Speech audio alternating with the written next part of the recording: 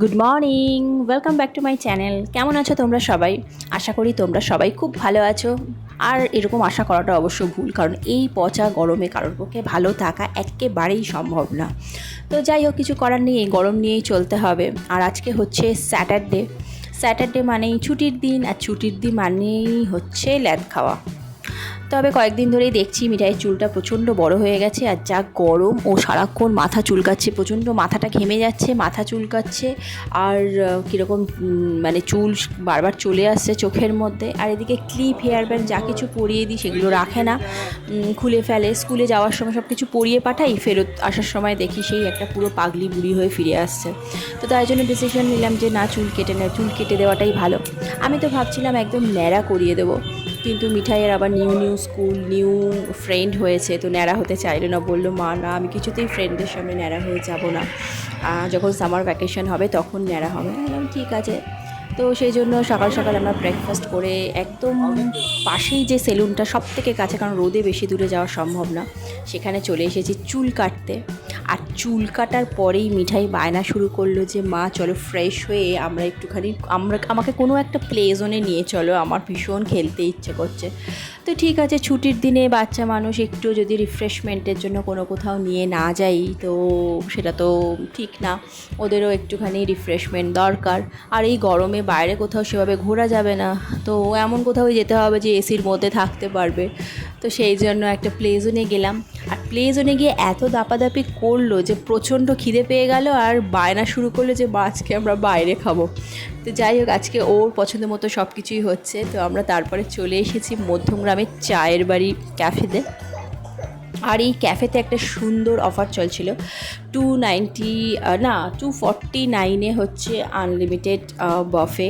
আর সেই বফের মধ্যে ইনক্লুডেড ছিল, স্টার্টারে ছিল পিৎজা, বার্গার আর চিকেন নাগেটস।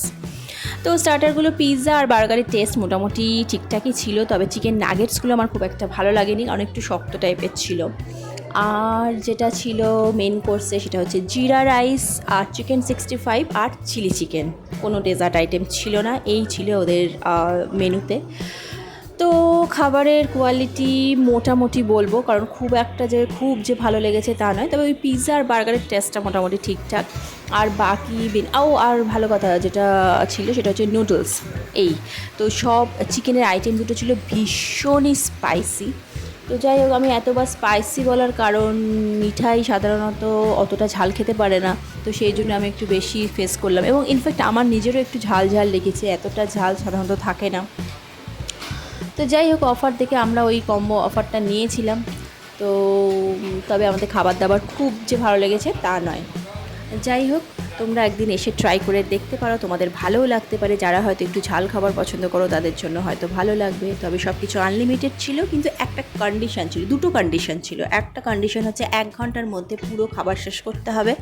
আর সেকেন্ড কন্ডিশন হচ্ছে কোনো খাবার নষ্ট করা যাবে না। যদি খাবার নষ্ট করা হয় তাহলে পার প্লেট 100 রুপিস করে ফাইন।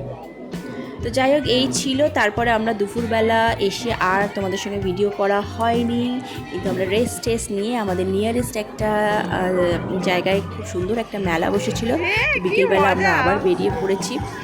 আজকে সারা দিনটা পুরো ঘুরে কেটে গেল। যাই হোক, মেলায় এসে দেখতেই পাচ্ছ মিঠাই কী নাচানাচি শুরু করেছে।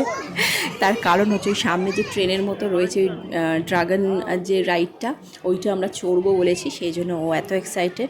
তো যাই হোক, চলো আমরা ওই রাইডটা চড়ে নিই। আর আজকে এই ছোট্টখাট্ট ব্লগটা তোমাদের কেমন লেগেছে এই ভিডিও, আর তোমাদের যদি সত্যি ভিডিওটা ভালো লেগে থাকে তাহলে অবশ্যই লাইক করো, কমেন্ট করো আর শেয়ার করো। আর আমার চ্যানেলটা অবশ্যই সাবস্ক্রাইব করে দিও। টাটা। আর হাতে দেখতে পেলে কি কিনেছি মেলা থেকে, সেটা হচ্ছে পাখা, হাত পাখা। তার কারণ তোমাদেরকে আগেই বলেছিলাম, আগের ব্লগে বলেছিলাম, 3 দিন আগে খুব বিচ্ছিরিভাবে কারেন্ট অফ হয়েছিল, ভোল্টেজ ড্রপ হয়েছিল।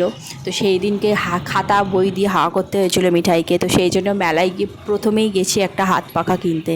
তো যাই হোক, এরপর কারেন্ট অফ হলে মোটামুটি আমরা প্রিপেয়ার্ড তো ওই পাখাটা নিয়ে। তো ওই পাখাটার জন্য কিনে নিয়েছি। আর তালপাতার পাখা বলে খুব ঠান্ডা হয় হাওয়াটা, ওই জন্য ওটা কিনে নিয়েছি প্রথমেই গিয়ে মেলায়। আর এই রাইডসটা চড়ে মিঠাইয়ের এত ভালো লেগেছে, তো মাথা খারাপ করে দিয়েছে পুরো মেলা যতক্ষণ ঘুরেছি, যে ও আবার চড়বে। যাই হোক, আমরা আর চড়াইনি, তারপর আমরা বাড়িতে চলে এসেছি।